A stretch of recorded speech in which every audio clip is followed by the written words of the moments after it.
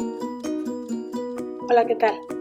En este video vamos a estar revisando algunas de las características más importantes para la elaboración de la lista de conductas problema correspondiente al análisis descriptivo. En primer lugar, tendremos que tener muy presente cómo identificamos los problemas. Y en este caso es importante que nos remitamos a la definición de problema.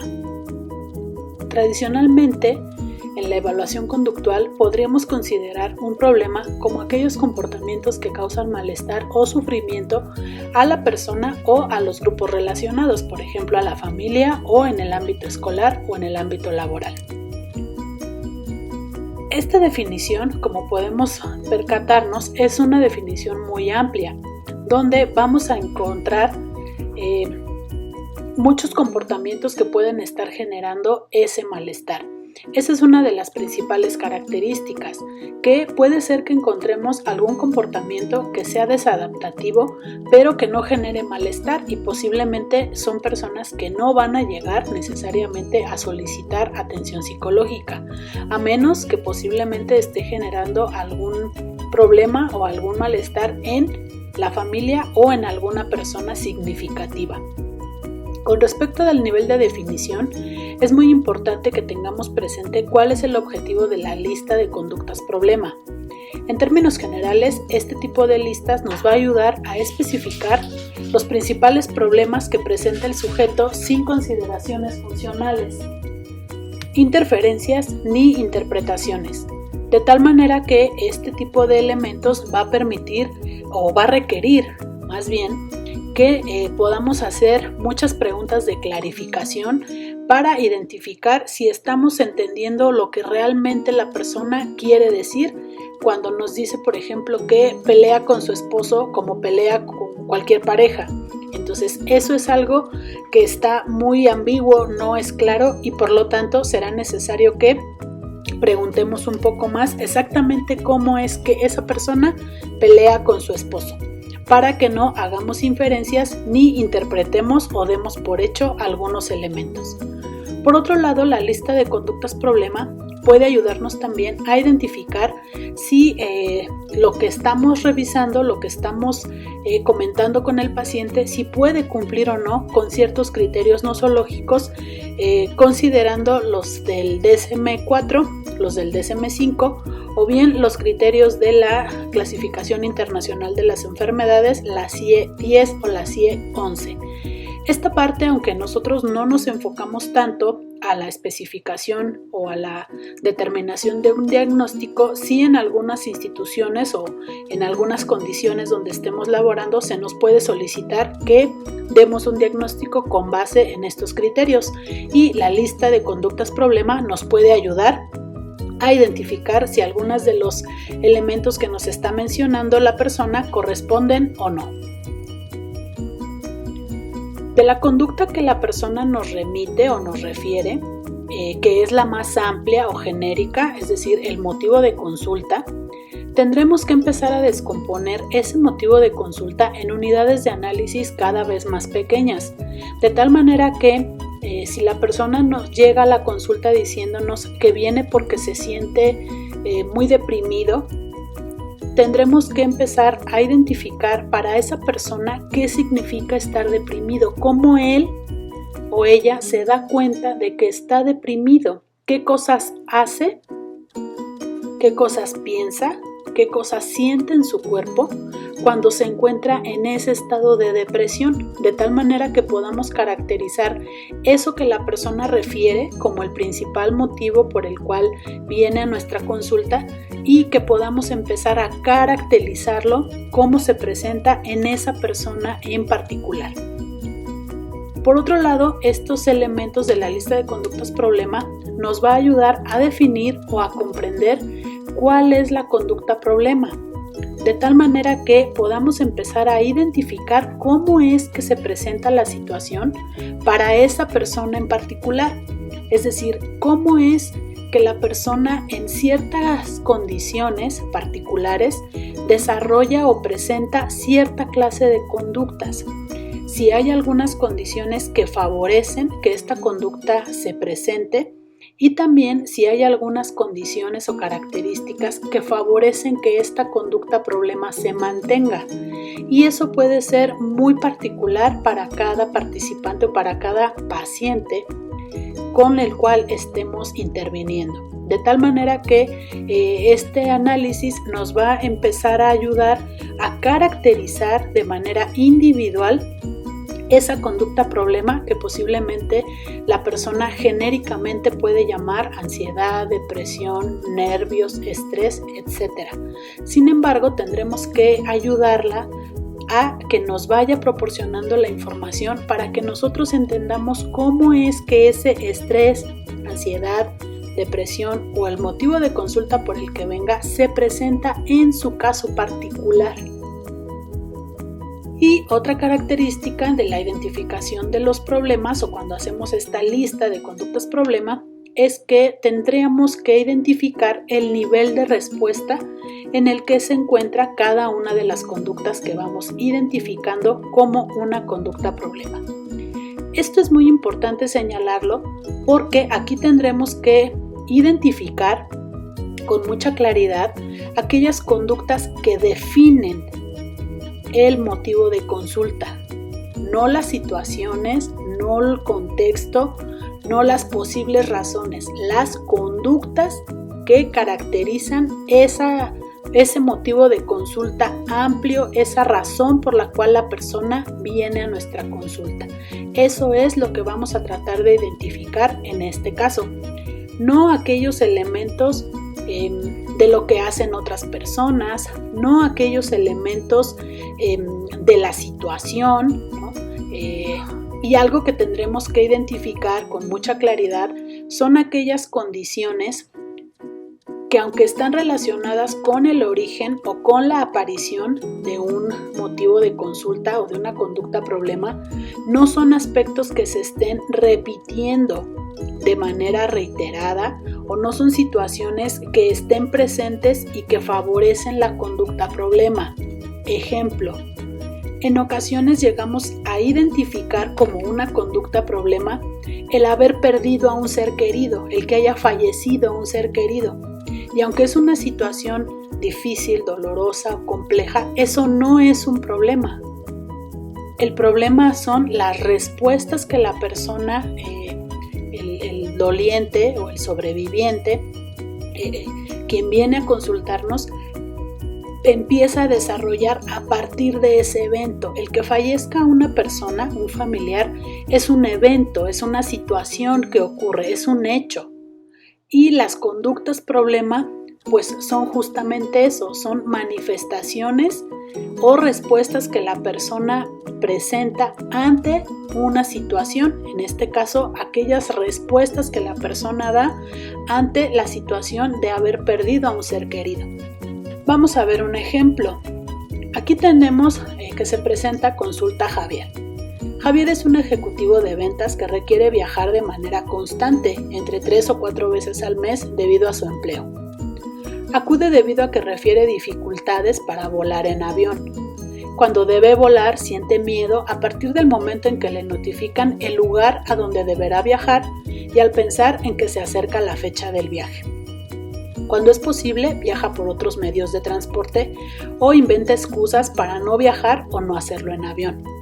Sin embargo, no siempre es posible, por lo que cuando no puede transportarse por otro medio, presenta insomnio el día anterior. Le tiemblan las manos cuando prepara su equipaje, piensa que el avión podría tener un accidente y podría morir. Le sudan las manos, ingiere 3 o más copas antes del vuelo para poder aguantar. Durante el despegue y aterrizaje se lleva las manos a la cabeza. Reconoce que la probabilidad de tener un accidente es baja, pero aún así no deja de pensar en que algo podría ocurrir, por lo que piensa que lo mejor sería dejar su trabajo ya que es un inútil y no tiene caso seguirlo intentando. Este es un resumen de una posible primera sesión en donde estamos obteniendo una gran cantidad de información sobre Javier, sus actividades y sobre su motivo de consulta. Con esta condición podríamos empezar a tener algunas ideas, algunos elementos de lo que podríamos considerar lo que define esta conducta problema en el caso particular de Javier. Aquí las vamos a empezar a identificar con este otro color donde las tenemos resaltadas. Algunas de estas características pueden ser que cuando debe volar siente miedo, que cuando es posible viaja por otros medios de transporte o inventa excusas, que busca la manera de transportarse de otra forma. También podremos identificar que presenta insomnio previo al viaje, que le tiemblan las manos cuando están los preparativos, que ingiere altas cantidades de alcohol, que esto pues es relativo con respecto de cada persona. Reconoce que la probabilidad de tener un accidente es baja, y una última que sería que es un inútil o que piensa que es un inútil y no tiene caso seguirlo intentando. Esas pudieran ser algunas de las conductas que estaríamos identificando inicialmente o con la información que hemos recabado en una primera sesión con respecto de las dificultades que presenta Javier. Ahora vamos a ver estos elementos que los tenemos de forma resumida o en términos muy generales con respecto del caso. Ahora veamos la lista de conductas problema ya con la identificación de los niveles de respuesta de acuerdo a lo que hemos obtenido de la información que nos ha proporcionado Javier. En primer lugar, sentir miedo al pensar en viajar en avión es una respuesta cognitiva. Principalmente estamos reflejando o aludiendo al miedo, a la sensación de miedo. Viajar en otros medios de transporte sería una respuesta motora de evitación. Inventar excusas para no viajar en avión también es una respuesta motora de carácter verbal. Tendríamos la ingestión de alcohol antes del vuelo, es una conducta motora. El insomnio un día previo es una respuesta fisiológica, entendiendo que el insomnio o el acto de dormir, más bien, que el acto de dormir es una respuesta fisiológica y el no poder hacerlo atendería a este nivel o a este sistema de respuesta. El temblor de las manos cuando prepara el equipaje es una respuesta fisiológica, también la podríamos considerar como una respuesta motora, es decir, puede ser mixta. Pensamientos de que puede morir en el vuelo es una respuesta cognitiva. Sudoración de manos es fisiológica. Si fuera muy abundante o visible, podríamos también considerarla como una respuesta mixta. Reconoce que la probabilidad de un accidente es baja. Esta principalmente podríamos aludirla como cognitiva por la manera en la que la tenemos escrita, y pensar que es un inútil es una respuesta de carácter cognitivo. Hasta aquí tendríamos esta lista de conductas problema con la información que hemos recabado de Javier en una primera sesión. Posiblemente pues estamos en un lugar donde interesa que hagamos un diagnóstico a partir de los criterios del DSM. Y quizá por mi experiencia, por lo que yo puedo identificar aquí con esta lista de conductas problema, puede ser que yo empiece a considerar que quizá puede tener algunas características relacionadas con fobia específica situacional. Y en este caso, pues vamos a identificar la misma lista de conductas problema que hemos identificado en la entrevista. Vamos a empezar a ver con qué criterios diagnósticos para fobia específica pudieran estarse cumpliendo o no. En primer lugar, sentir miedo de pensar en viajar sería el criterio A, temor acusado ante el estímulo o su anticipación. Procurar viajar por otros medios o inventar excusas para no viajar en avión correspondería a un criterio D, evitación de situaciones fóbicas. Ingestión de alcohol antes del vuelo podríamos considerarlo como interferencia en la vida cotidiana. Insomnio un día antes del vuelo, también relacionado con temor acusado ante el estímulo o su anticipación. De la misma manera, el temblor de las manos cuando prepara el equipaje cuando va a viajar en avión, y la sudoración de manos. También está relacionado a un temor ante la anticipación del estímulo. Los pensamientos de que puede morir en el vuelo tiene que ver con exposición al estímulo fóbico que provoca temor. Reconoce que la probabilidad de un accidente es baja, y eso también es parte del criterio para fobia específica. En este caso es el criterio C, reconocimiento de la irracionalidad del temor. Y por último, este pensamiento de que es un inútil propiamente no cumple con los criterios para fobia específica. Y en este caso, pues eso no quiere decir que lo vayamos a quitar, porque no cumple con los criterios. Simplemente para este paciente esa es una condición que también caracteriza toda esta situación de miedo. Entonces, aunque no cumpla con los criterios diagnósticos establecidos por la clasificación, nosotros lo vamos a seguir conservando para nuestros análisis posteriores. Entonces lo vamos a conservar, no vamos a hacer absolutamente nada con ese elemento en términos de quitarlo o de descartarlo. Por el contrario, posiblemente pudiéramos también empezar a explorar posibles consecuencias en términos de dificultades laborales, sensación de minusvalía o una posible depresión asociada a estas dificultades para poder viajar y desempeñarse exitosamente en su trabajo. Ahora tenemos este otro caso clínico. Este es un caso clínico, esta información también fue recabada durante una entrevista de primera vez. En este caso tenemos al paciente J, de 28 años. Y en este caso, pues no voy a leerlo todo, lo voy a dejar para que ustedes aquí le pueden poner pausa a esta grabación y poderlo leer con toda calma. Cuando hayan terminado, le van a dar play y vamos a empezar a identificar algunas de las situaciones que se han identificado como posibles definidoras de la conducta problema de discusiones.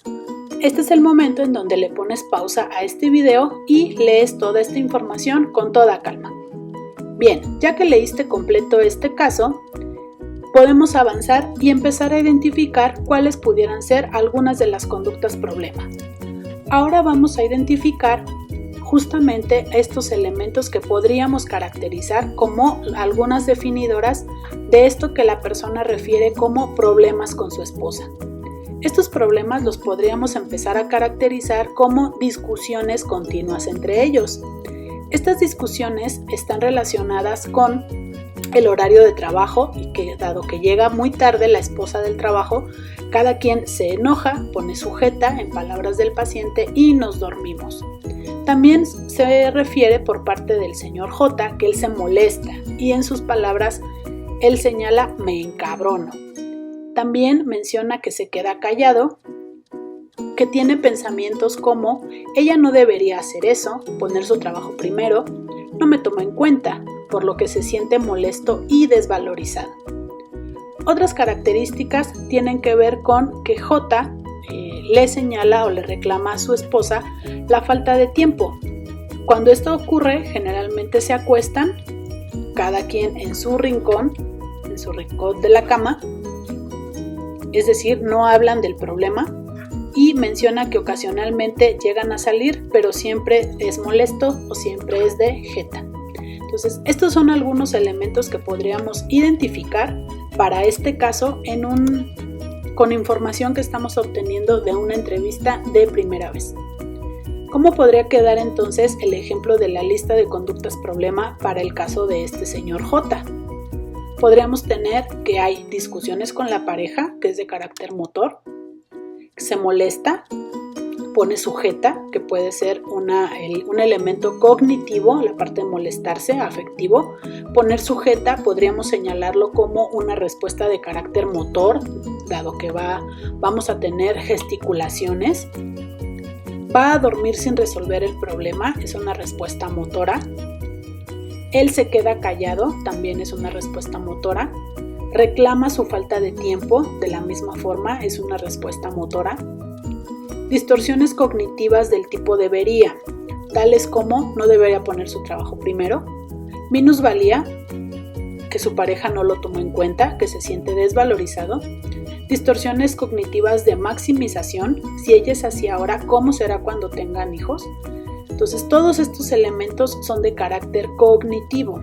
Aquí lo que estamos viendo en este ejemplo, en las distorsiones cognitivas, es justamente cómo empezamos a categorizar estos diferentes contenidos de carácter cognitivo y cómo empezamos a darle ya un nombre. En este caso, distorsiones del tipo debería, distorsiones de minusvalía, distorsiones de maximización. Entonces aquí estamos ya empezando a caracterizar el tipo de distorsiones cognitivas que estamos identificando en las verbalizaciones, en la información que nos está señalando este paciente. Y que van a lugares molestos, que es cuando señala que llegan a salir, pero siempre es de jeta o siempre es enojados.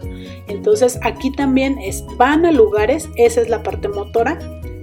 y la parte de que lo hacen de forma molesta o que enojados tendría que ver con una respuesta de carácter cognitiva. Entonces, aquí mucho va a tener que ver con la manera en que estamos redactando y a qué le estamos dando mayor peso para definir si se trata de una respuesta motora o cognitiva o fisiológica. En este caso, por ejemplo, pues estamos identificando que hay una mayor cantidad de respuestas de carácter motor y posiblemente pudiéramos estar empezando a generar algunas posibles hipótesis sobre cuál pudiera ser los contenidos para una segunda sesión con este paciente. De tal manera que con esto podríamos empezar a tratar de presentar algunas preguntas o de preparar algunas preguntas para llegar a mi segunda sesión y poder confirmar algunos elementos, explorar algunos elementos adicionales, descartar también algunos otros y eventualmente empezar a centrarme cada vez más en aquellas cosas, conductas motoras, conductas fisiológicas, conductas cognitivas que se presentan en este caso en mi paciente J, que es quien acude a la consulta. Y en este caso hasta aquí nos vamos a quedar. Más adelante estaremos revisando algunos otros ejemplos con respecto de la realización de las listas de conducta problema.